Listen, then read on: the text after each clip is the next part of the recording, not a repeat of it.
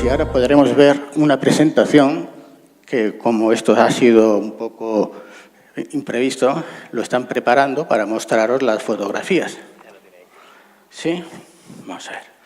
Permiso un momento.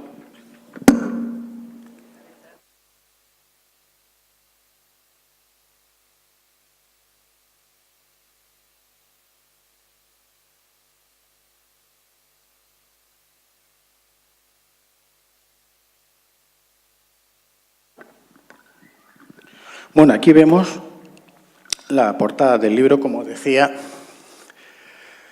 El primer libro, la portada que tenemos a la izquierda, es El legado de María Magdalena, y el segundo, a la derecha, era el segundo libro, El triunfo de María Magdalena, jaque mate a la Inquisición. Este primer libro se desarrolla, en principio, en la investigación que llevo a cabo en el monasterio cisterciense de Santes Creus. En este monasterio voy a descubrir este retablo que tienen en la imagen, que en principio estaba dedicado a San Juan Evangelista.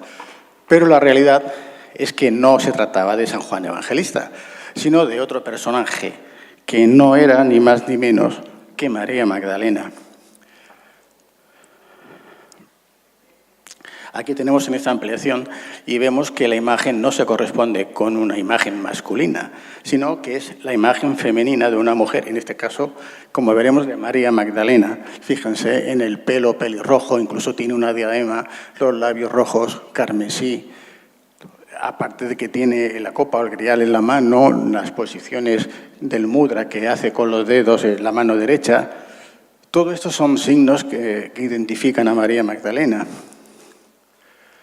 En esta ampliación podemos ver con mejor detalle cómo efectivamente se trata de una mujer, no de un hombre. Bien, en la parte inferior del retablo aparecen 7 iconografías. En estas iconografías se va a representar la relación marital de Jesús y de María Magdalena. Pero para no extenderme demasiado, vamos a ir directamente a la iconografía central. Aquí tenemos la crucifixión. En la crucifixión vemos Jesús rodeado de los 2 ladrones, entre comillas, lo de ladrones. No lo digo porque sean políticos, sino porque no eran ladrones exactamente. Abajo vemos a su madre, María la Virgen, a la izquierda, que está perfectamente identificada. A la derecha vemos al personaje de San Juan Evangelista. Aquí ya tiene una imagen que, diríamos, es más masculina. Y en el centro, arrodillada, abrazada a la cruz, aparece María Magdalena. Y si os fijáis bien, está embarazada.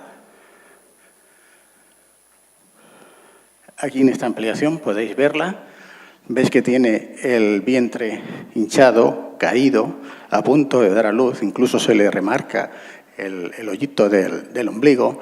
Tiene los pechos hinchados, también se le remarca los pezones. Además tiene un cíngulo en la cintura y en el pecho, que es una marca, una señal que se utilizaba ya en esa época por los pintores, sobre todo del Renacimiento, para indicar que el personaje de María Magdalena está embarazada. Y luego veremos más adelante cómo hay otras pinturas de otros artistas que siempre lo representan así. La mano vemos que está también abrazada a la cruz y en esa posición que tiene, que es una posición casi de arrodillar, de estar arrodillada, pero no arrodillada normal, sino para dar a luz. Es una posición típica de las mujeres orientales, que aún incluso hoy día siguen adoptándola para dar a luz. Bueno, aquí ya pues, tenemos ya a María Magdalena cuando está con las 2 criaturas que ha dado a luz, que yo personalmente pienso que eran niñas, porque en aquella época, sobre todo a los varones, a los niños, se les representaba con sus atributos sexuales, no se los tapaba. En cambio, a las mujeres, a las niñas, siempre se les ocultaba. De ahí que, personalmente, yo piense que se trataba de 2 niñas. Bien, aquí en estas iconografías, además, el autor nos está explicando, mediante una ley de tabú mosaica de Moisés, que todos los personajes que aparecen, en este caso en el descendimiento de la cruz, cuando Jesús es bajado de la cruz, por fuerza tienen que ser familiares directos de Jesús. Y así vemos que, por ejemplo, a la izquierda de Jesús tenemos a una mujer de pie, que sería María de la de Cleofás, la tía de Jesús. A continuación vemos un personaje con un turbante, ese sería José de Arimatea, que sería tío segundo de Jesús, es decir, tío de su madre María, hermano menor del padre de María la Virgen, Joaquín. Paso al otro lado y tenemos a los pies de Jesús y sujetándolo por las manos y los pies a otro personaje que es Juana. Juana, la hermana también de su madre, de María la Virgen, por lo tanto, tía directa de Jesús. En la parte de arriba, en las escaleras, vemos aquí a un judío que era un fariseo, era también un discípulo secreto de Jesús, que era amigo íntimo de José de Arimatea, que también formaban parte del Sanedrín, del Templo de Jerusalén, que es el que he mencionado antes con el turbante. Vemos en el centro a Juan Evangelista sujetando a su madre, a María, a la Virgen, y como personaje central, no sé si aquí la luz lo permite ver, vemos a María Magdalena, que además está representada con la imagen de una princesa, con una corona, tiene incluso en la frente una especie de perla, tiene un collar. Siempre vamos a encontrar a María Magdalena representada como una reina, no como una prostituta, como luego nos dijo la Iglesia. Bien, yo este retablo lo descubrí en el año 2001, 2002, aún no existían las cámaras digitales, por lo menos en España. Tuve que hacer varios viajes hasta que por fin ya con una cámara digital me fue más fácil encontrar por lo menos las fotografías que me interesaban más.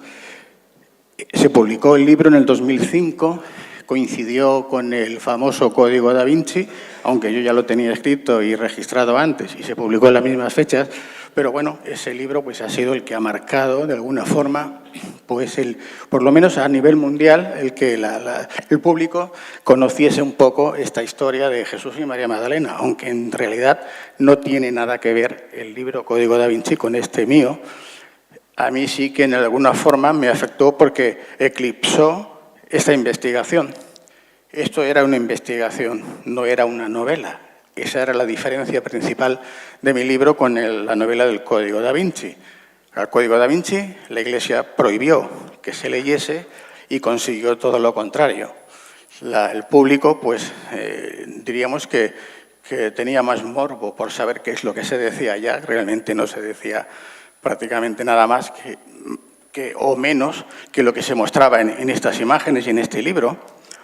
Pero en mi caso fueron más inteligentes. Les prohibieron a los centros comerciales que distribuyeran el libro.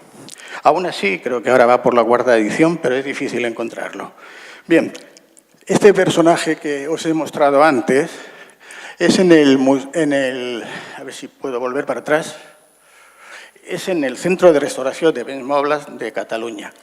Cuando yo descubrí este retablo y hablé con un conseller de Cultura de la zona que pertenece en Tarragona, Santes Creus, este hombre se comprometió conmigo a que se cuidase, a que se restaurara, puesto que una vez publicada el libro, pues siempre hay gamberros, por no llamarlo de otra manera, que se dedicaban a ir y a romperlo, a arrancar trozos, a llevárselos. Y la Iglesia no estaba mucho por la labor de que aquello se cuidase, sino todo lo contrario. Parecía que le interesaba que desapareciese. Así que hablando con este conseller, al final él me dijo que haría lo posible porque se vigilara o se cuidara y se evitase por lo menos esa destrucción. Claro, tardaron bastantes años. Hasta el 2011 no se restauró y se trajo a este centro, como digo. Aquí lo vemos ya desmontado, que están empezando a restaurar. Tuve que solicitar autorización para poder acceder y grabar y filmar parte de esta restauración. Perdón.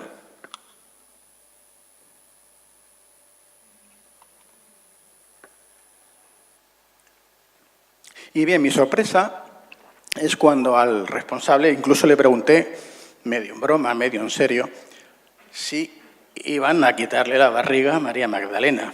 Bueno, él se reía, decía que no, que ellos allí no iban a cambiar nada. Bueno, en principio me quedé más tranquilo. Estas son las últimas fotografías que se hizo del retablo antes de ser restaurado. Aquí podemos ver la imagen de María Magdalena, perfectamente embarazada, creo que no hay que dar ninguna duda, y de que es el personaje de María Magdalena tampoco. Y aquí vemos el retablo tal como estaba originalmente, antes de ser restaurado. Una vez que ha sido restaurado, si ahora lo vemos, lo observamos, y a simple vista está muy bien, parece que está mejor. Tiene mejor color, está todo limpio, parece que perfecto. Ningún problema. Pero claro, como yo soy así de quisquilloso, volví otra vez a analizarlo con atención, a ver qué es lo que habían hecho. Y lo primero que me encuentro es que ya la imagen original de ese San Juan Bautista, que era en realidad María Magdalena, pues parece ser que le han hecho un lifting y le han quitado arrugas y le han cambiado otras cosas. Y ahora, si os fijáis, ya no es el mismo rostro que el original. Este sí que tiene más un rostro, casi diría que de drag queen. Este es el original. Fijaros en la diferencia.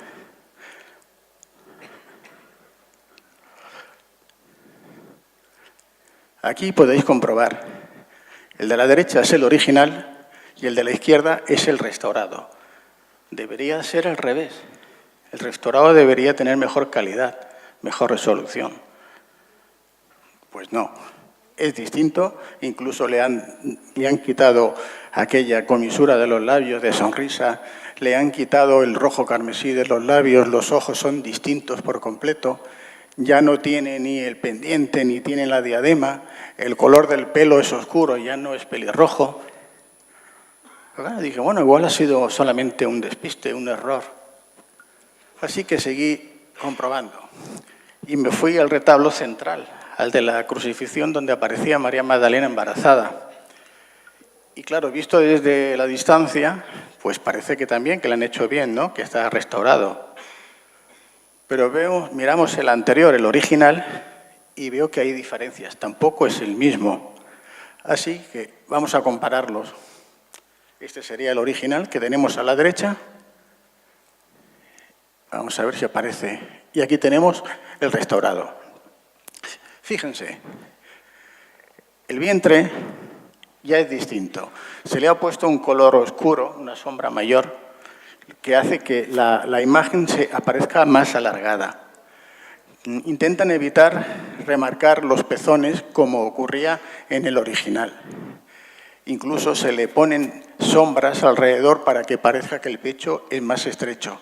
Se intenta disimular el cíngulo. En fin, que ya no es la misma María Magdalena, que parece que le han llevado a Londres o algo para sacarle parte, ¿no?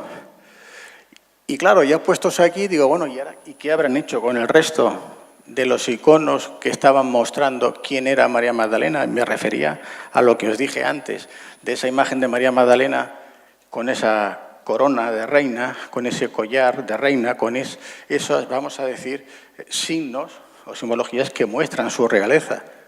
Pues aquí, si observamos bien, parece que se la han quitado. O no se ha dado cuenta y ha venido un carterista y se lo ha llevado, pero ya no lo tiene. Este es el original. Fíjense la nitidez, la claridad. En la frente de María Magdalena tenemos la perla, la corona, tenemos el collar, todo lo que indica esa realeza de María Magdalena. Y si comparamos con la restauración, por llamarlo de alguna manera, ni siquiera se distingue. Y les prometo que la resolución de la fotografía que he hecho es máxima. Bien, ¿por qué les he contado esto? Pues que ahora va cualquiera de ustedes a este monasterio cisterciense de Santes Creus y ven este retablo tan bonito, tan hermoso aquí, qué bien lo han dejado, ¿no? Sí, qué bien lo han dejado, ya no es lo que era. Ya no presenta una María Magdalena embarazada como estaba, ya no presenta una María Magdalena que era reina consorte de Jesús, ya no presentan a los familiares cercanos, tal como indica la ley, el tabú de Moisés, que dice que ningún judío puede tocar el cadáver de ningún otro judío muerto si no es familiar directo, con lo cual también nos está indicando esa relación marital de Jesús con María Magdalena. Y por si la confusión no era suficiente, no se les ocurre otra cosa que cambiarle el nombre. Fíjense a la derecha, abajo a la derecha, hay un pequeño cuadro, aquí se lo voy a ampliar, con el retablo de San Juan Bautista. Ahora ya no es San Juan Evangelista, ahora es San Juan Bautista. Bueno, yo digo, ahora le van a poner, en vez de María Magdalena, Capitán Trueno, seguro. Porque, claro, digo, bueno, ¿qué interés tienen en modificar la información original, en cambiar los datos, en confundir a la gente? Pues sí, señores, es el interés que tiene la Iglesia y los poderes fácticos desde hace más de 2000 años. Aquí tienen la ampliación. No es el retablo de San Juan Bautista. San Juan Bautista no tiene nada que ver en esta historia, ni aparece por ningún lado. Y ya les comuniqué de su error, pero sigue estando así. Bien, pues ahora, con esta previa introducción que les he hecho, porque claro, lógicamente, si no han leído los dos primeros libros, pues en el tercer libro tienen que tener alguna referencia para saber de dónde viene todo lo que luego se va a exponer, que es muy extenso, como les digo, son casi 700 páginas. Lo primero que en el libro voy a tratar o trato es lo que significaría lo que es el San Grial. El San Grial, de acuerdo a la religión católica, sería esta copa o vaso que utilizó Jesús en la última cena y que luego va a utilizar José de Arimatea, su tío segundo, para recoger la sangre de Jesús cuando está en la cruz y se le ha introducido la lanzada de la que va a salir esa sangre mezclada con agua.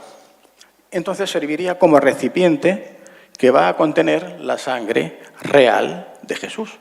¿Y por qué digo real? Pues porque Jesús, no olvidemos que fue crucificado, que fue sentenciado a morir en la cruz por Poncio Pilatos, porque él se declaró o aceptó ser el rey de los judíos. Y como en aquellos tiempos Israel o Palestina estaba invadida por los romanos, eso suponía declararse enemigo de Roma.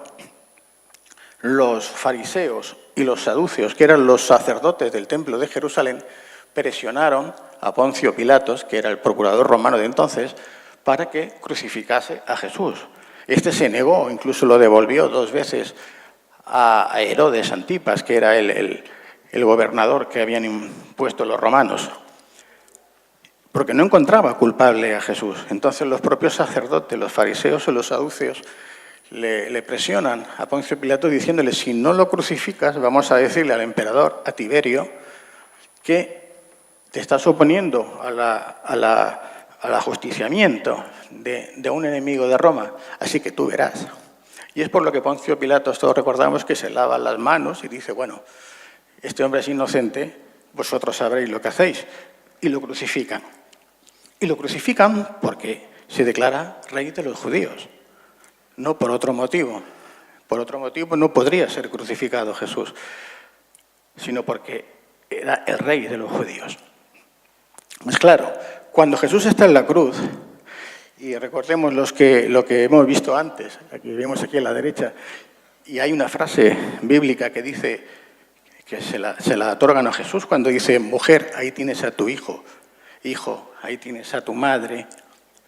La Iglesia dice que se refiere a María, la Virgen, a su madre, y a San Juan Evangelista. Pero esto diríamos que es totalmente fuera de lugar, por muchas razones. Primero, porque Jesús tenía 7 hermanos más. Tenía 3 hermanas y 3 hermanos más, con él 7. Por lo tanto, no se tenía que referir a San Juan Evangelista como el hijo de María la Virgen.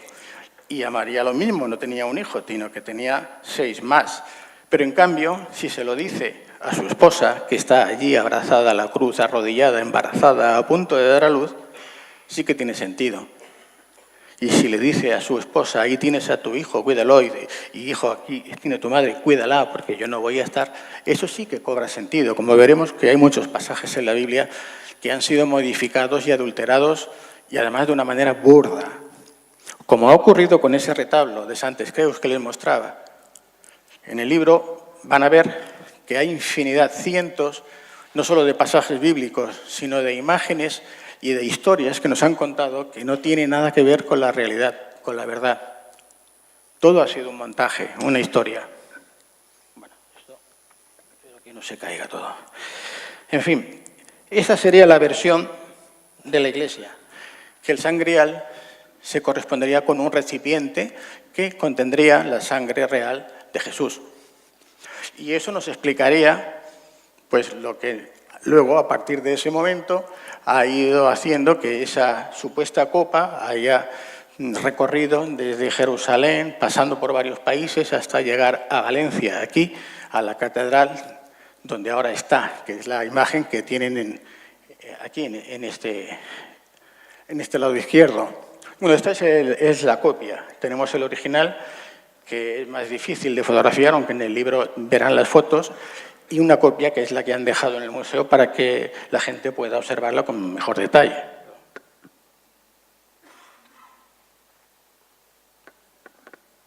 ¿Y cuál es la otra versión? Pues la otra versión ya la habrán imaginado.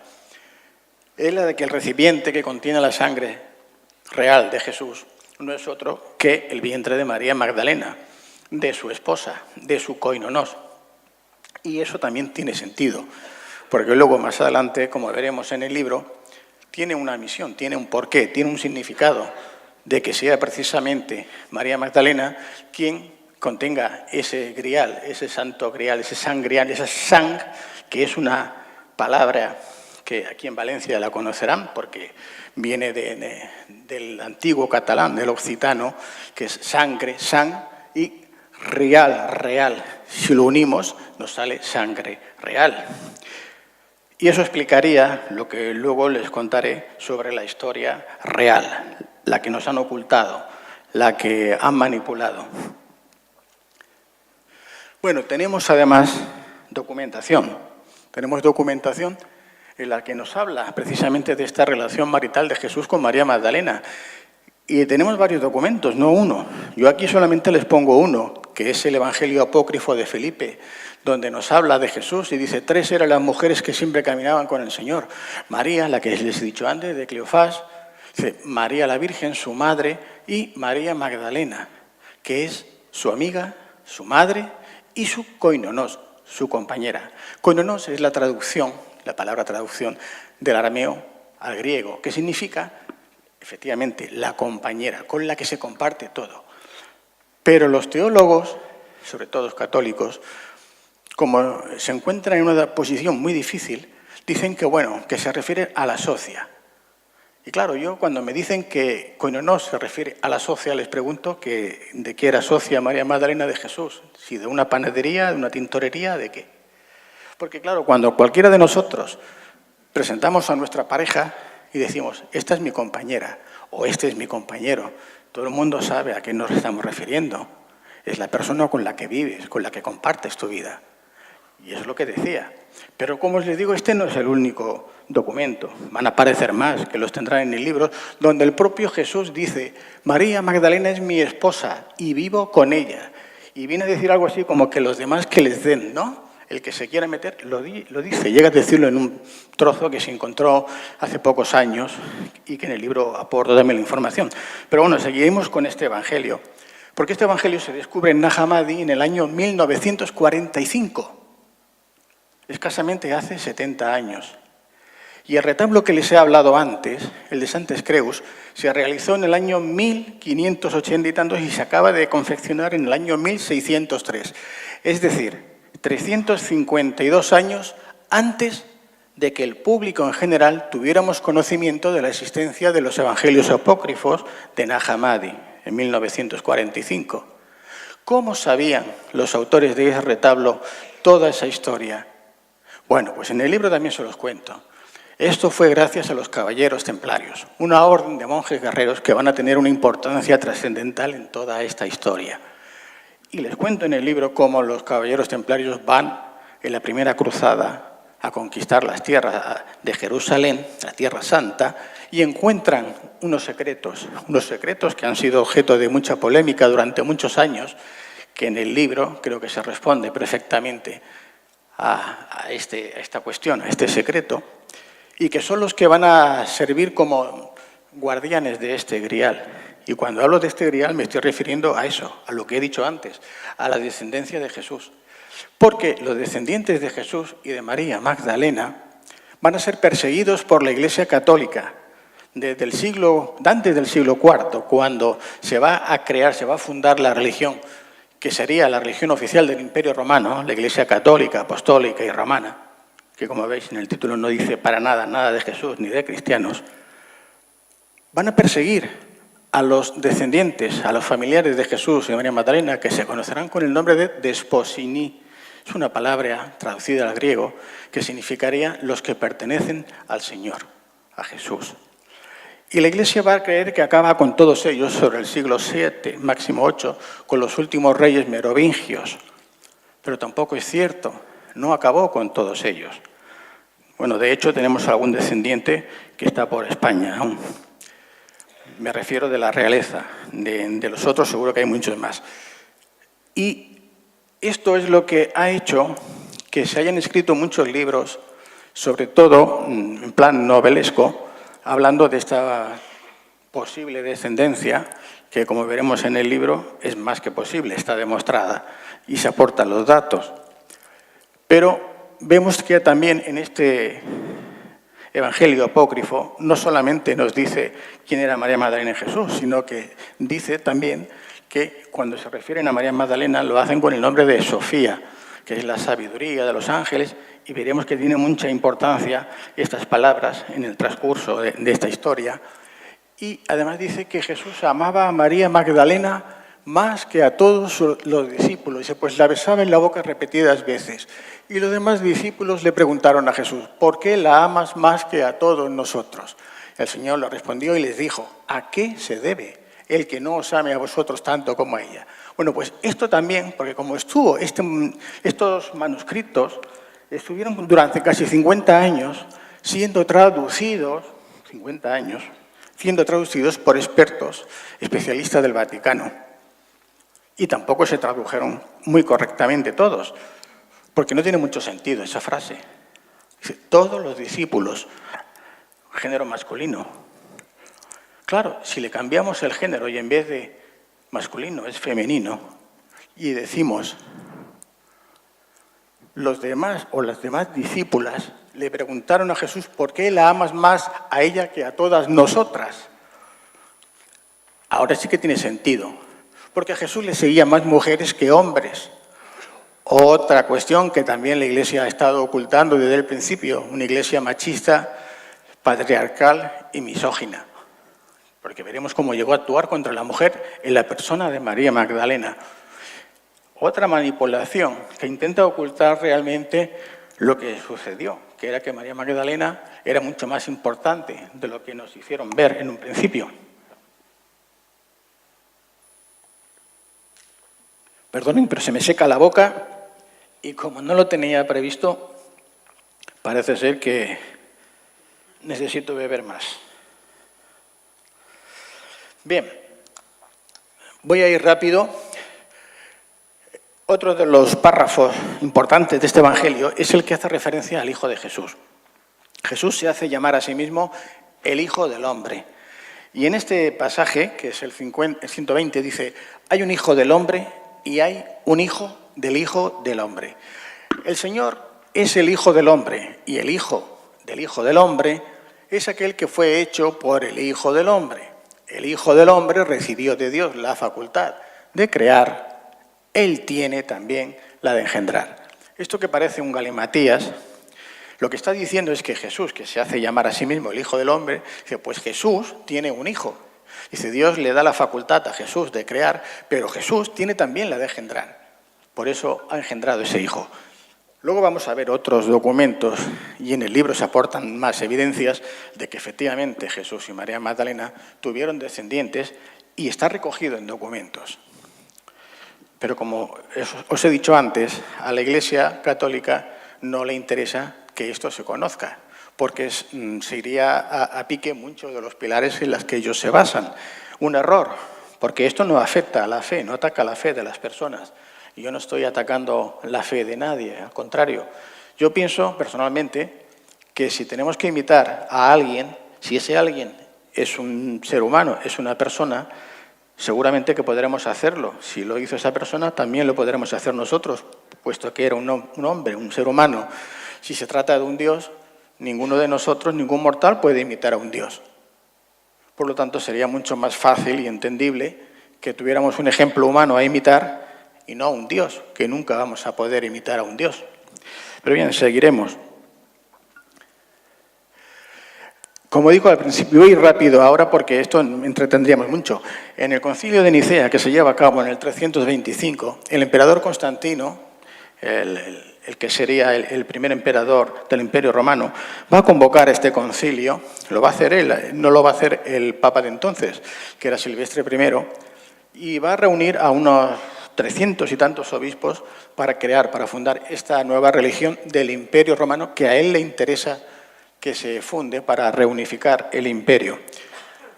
Y lo va a hacer aceptando solamente 4 de estos manuscritos que hemos comentado, que se van a conocer como los evangelios canónicos, los que van a formar el canon de la Iglesia, que sería el de Marcos, el de Mateo, el de Lucas y el de Juan. Los 3 primeros que he mencionado se conocen también como los evangelios sinópticos, porque vienen a decir lo mismo, es decir, prácticamente dicen exactamente lo mismo, pero no es así. Vamos a encontrar, y en el libro lo verán, algunas modificaciones, alteraciones de estos evangelios en el que se le da un sentido totalmente distinto que no tiene nada que ver con la realidad.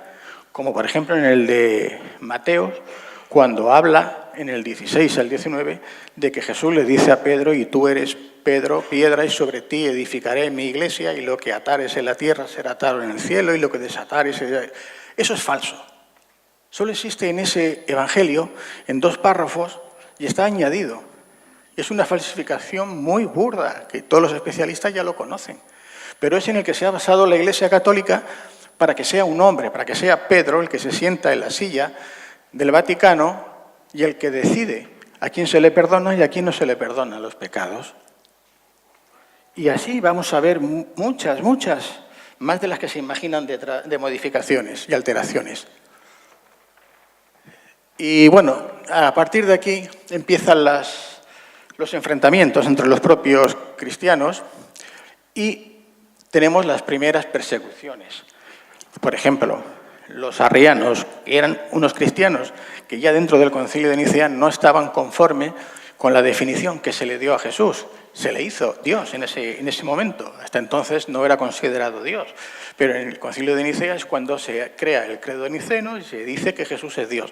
Como no todos los obispos estaban de acuerdo, hay una confrontación y los seguidores de Arrio, que sería un obispo conocido como el obispo hereje después, van a distanciarse, son excomulgados, son desterrados. Bueno, a Arrio incluso el emperador que pide antes de morir que sea aceptado otra vez a la Iglesia y se le vuelva a otorgar el derecho a la comunión, el obispo de entonces, como no estaba de acuerdo, lo envenenó un día antes y dijo: yo a este no se la doy, ¿por qué no? Y esto lo van a utilizar muy a menudo. Bueno, pues otro de estos obispos, de estos personajes, va a ser Prisciliano. Y hago mención a este personaje porque es muy importante. Es uno de los primeros mártires, no de la Iglesia Católica, sino que la Iglesia va a ejecutar a uno de los suyos tratándolo de hereje porque no acepta lo que ellos dicen. Prisciliano vio que había una mundanidad, o sea, que había una corrupción total en el Vaticano, en la Iglesia, y él tenía una forma distinta de llevar a cabo la palabra de Jesús. De hecho, a las mujeres las aceptaba en igualdad de condiciones que a los hombres, cosa que no hacía ni hace aún la Iglesia Católica. Introdujo cánticos, bailes.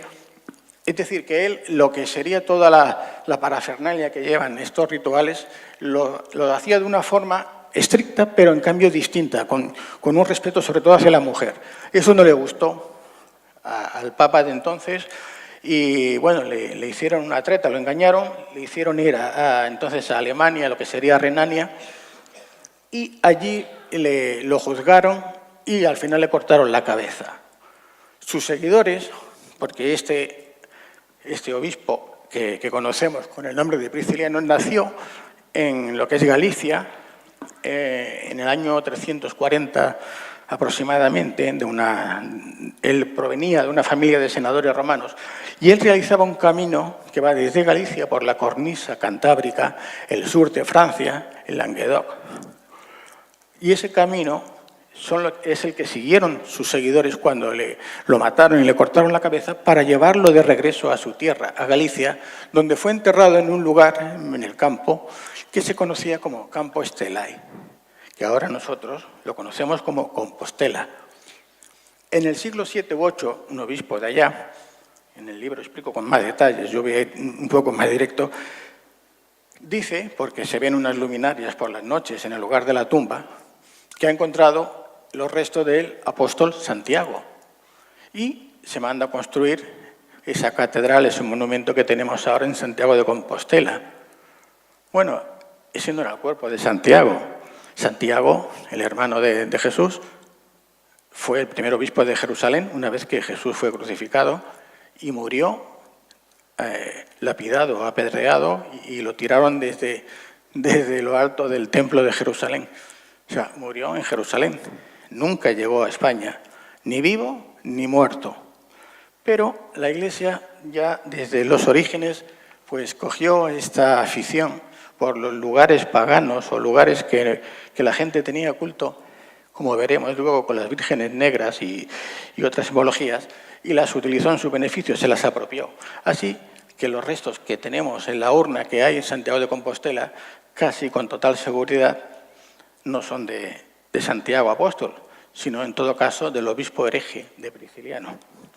Y bien, y este camino que vemos que surge desde el sur de Francia y atraviesa todo el norte de España hasta Galicia, ahora lo conocemos como el Camino de Santiago. Pero estos personajes que les he hablado antes, los caballeros templarios, ellos lo utilizaban con otro nombre, que era el Camino de la Oca. ¿Y por qué la oca? Bueno, esta es la imagen de Santiago de Compostela. La oca es un animal que va a tener una importancia principal en toda esta historia, porque va a servir de simbología, y es un animal que ya desde la antigüedad, desde los egipcios, se utilizaba como mensajero de los dioses. En el libro van a encontrar toda la información sobre la simbología y lo que representa la oca, y en este caso el camino. Pero para no retrasarme mucho, porque no sé si tenemos mucho tiempo. Y alguna pregunta del público, ¿vale? Bien, voy a ir rápido, por lo menos a lo importante, que son los caballeros templarios. Esta orden monacal se crea con un fin, diríamos, un objetivo muy distinto del que se dice oficialmente. Y todos los datos están en el libro con nombre y apellidos. Por ejemplo, ese camino que decía de la oca, ellos lo van a utilizar como un camino iniciático. Pongo un ejemplo, por no extenderme mucho. En Navarra, en el pueblecito que se conoce como Puente de la Reina, existe un Cristo, que es este que tenemos en la imagen, que vemos que está sobre una cruz que no es la típica, no es la cruz latina, ni es la cruz Tau. Es una cruz que se conoce pata de oca. Y tiene un significado, como el resto de las cruces. Los templarios van a utilizar cada cruz para darle un simbolismo y un significado distinto. Incluso, no sé si nos dará tiempo, van a utilizar la cruz paté como el emblema que más les representa, como un código secreto para transmitirse entre ellos la información.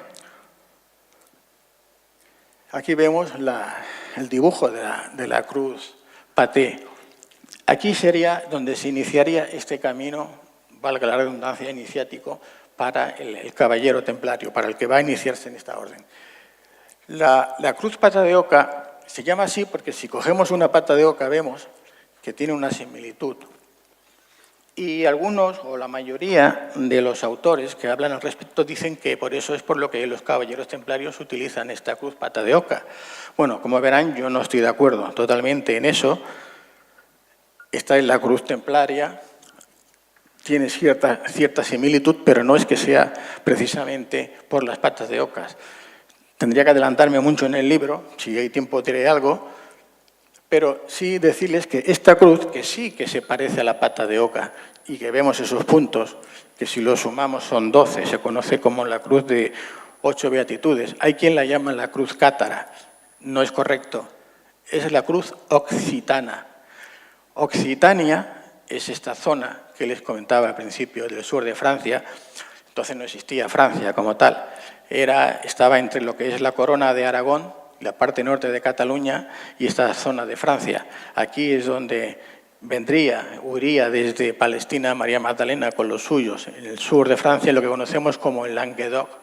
Lang es lengua, doc, lengua de oca. Es el país de la lengua de la oca.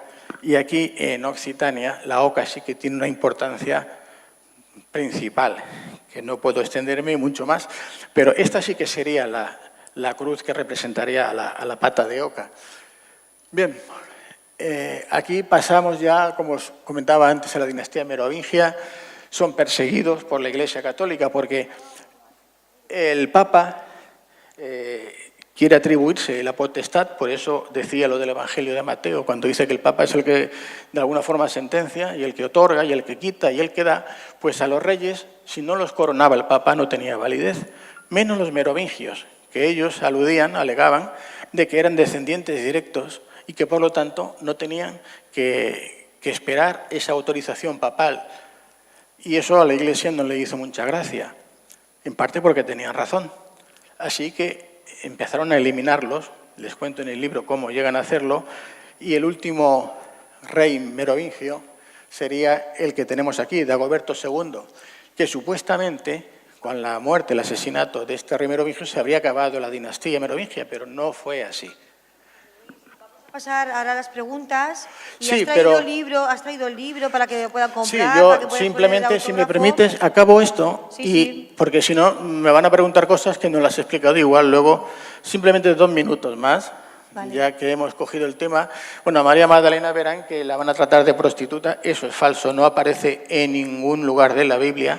Eso se lo inventa un papa, Gregorio I Magno, en el año 591, en una homilía el 14 de septiembre de ese año, en lo que sería la iglesia, la basílica de San Juan de Letrán, en el Vaticano, y esto lo hace él porque la mujer no quiere la iglesia que tenga el mismo estatus que el hombre. La iglesia se ha convertido ya en una parte del Estado, forma parte del Estado, como ahora.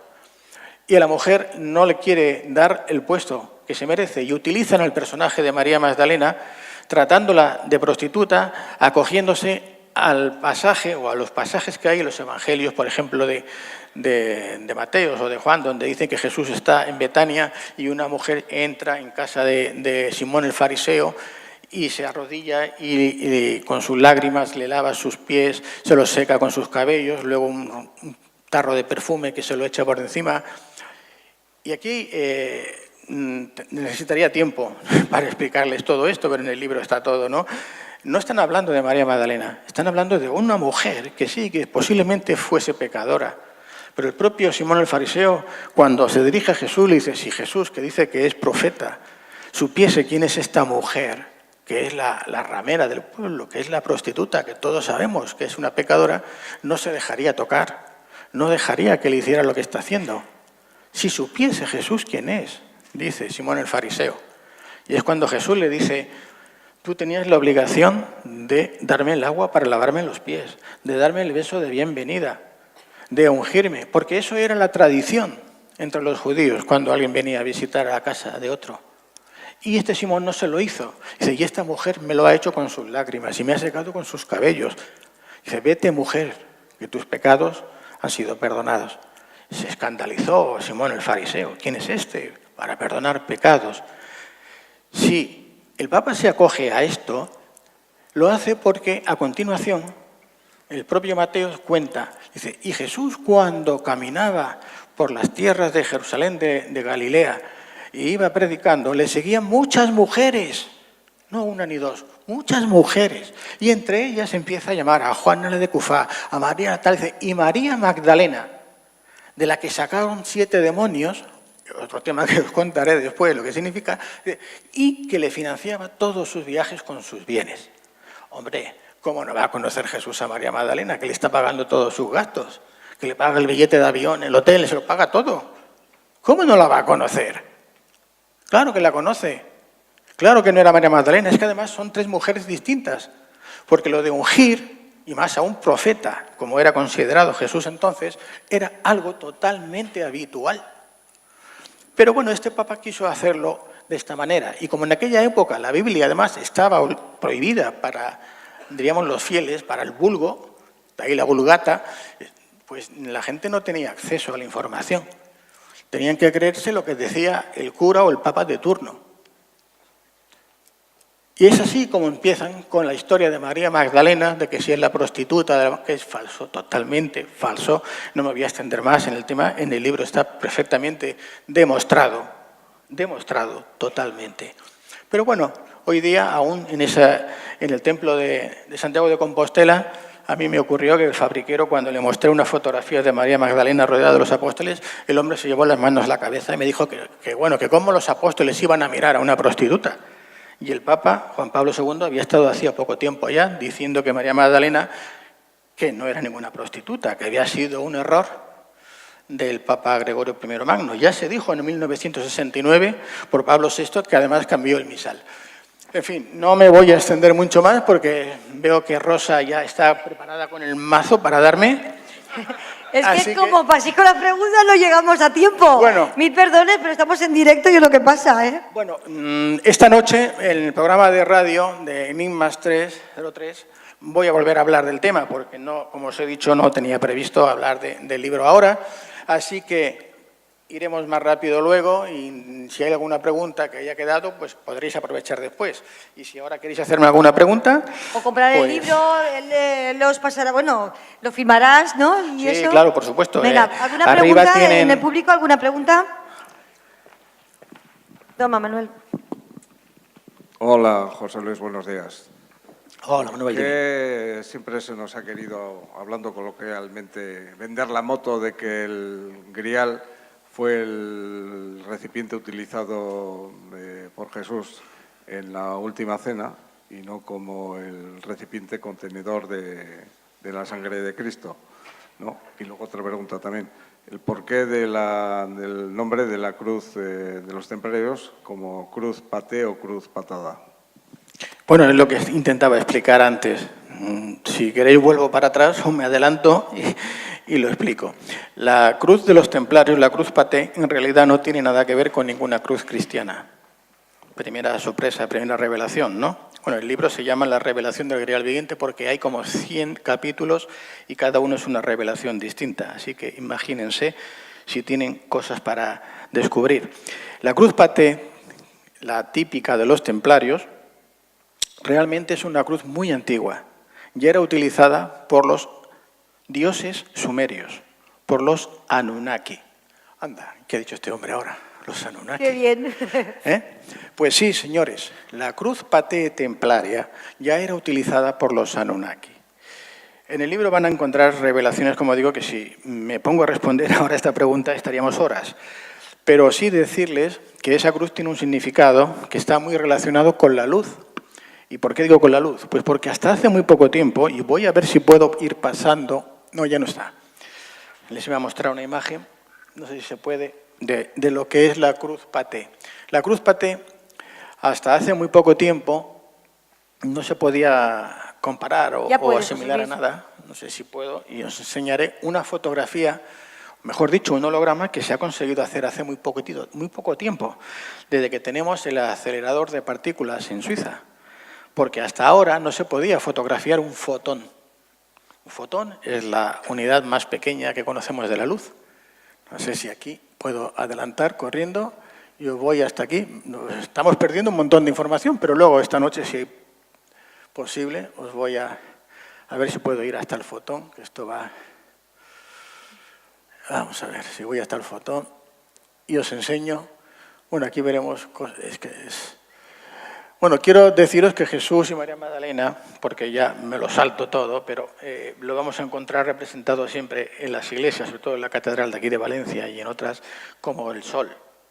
Porque, como decía antes, lo que hace Constantino es un sincretismo entre la religión pagana del Solis Invictus, de la cual él es el sumo pontífice, y la religión de los seguidores de Saulo de Tarso, un judío romanizado que luego lo vamos a conocer en la Iglesia Católica como San Pablo. Es de aquí de donde surge la Iglesia Católica Apostólica Romana, de este sincretismo de estas dos religiones, de la religión pagana del Solis Invictus, de la que el emperador Constantino es el sumo pontífice, y de los seguidores de San Pablo, no de los seguidores de Jesús ni de María Magdalena, que eran otros cristianos, no cristianos, judíos. Cristianos es a partir de entonces, no se llamaban cristianos.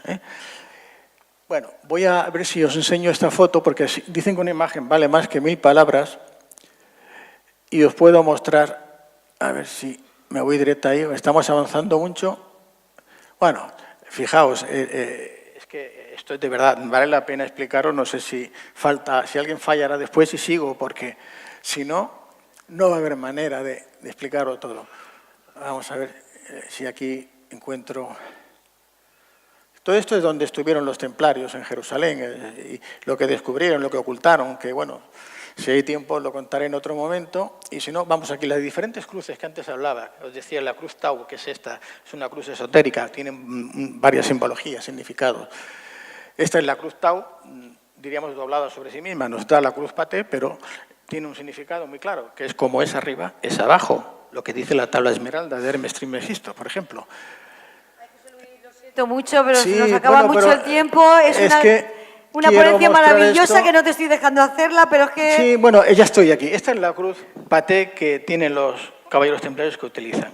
Esta cruz, fijaos dónde la vemos. Este es el rey Adad V, Sumerios. 800 años, es un rey sumerio, pero está representando al rey Enlil, Anunnaki.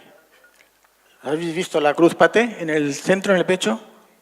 Estamos hablando de 1000 años antes, 2000 años antes prácticamente de la existencia de la Orden de los Caballeros Templarios. Y ahora tenemos aquí a la izquierda, a la derecha es un ejemplo, una predicción teórica de la forma que debería tener el fotón según dijo o profetizó el científico alemán Schrödinger. Y a la izquierda tenemos el holograma, la foto que se ha conseguido hacer ahora del fotón en el acelerador de drones. Como vemos, es la cruz Paté, la cruz templaria. ¿Y de qué nos está hablando? De la luz. Y bueno, y ahora aquí entraríamos a hablar y entenderíamos por qué... Un tema súper interesante. ¿Dónde Sí. te pueden escuchar? Decías que ibas a hacer esta noche. ¿Dónde te pueden escuchar por si quieres continuar? Porque es muy interesante. Bueno, la verdad. esta noche en el programa Enigma 03 vamos a seguir hablando de este tema. Si alguien está interesado, intentaremos poder Muchísimas explicarlo. gracias, José Luis. Una ponencia maravillosa que no te he dejado hacer, lo siento mucho. Mil perdones a todos, pero es que el tiempo se nos come. Dame 2 besos, anda. Y lo siento mucho, José Luis, de verdad.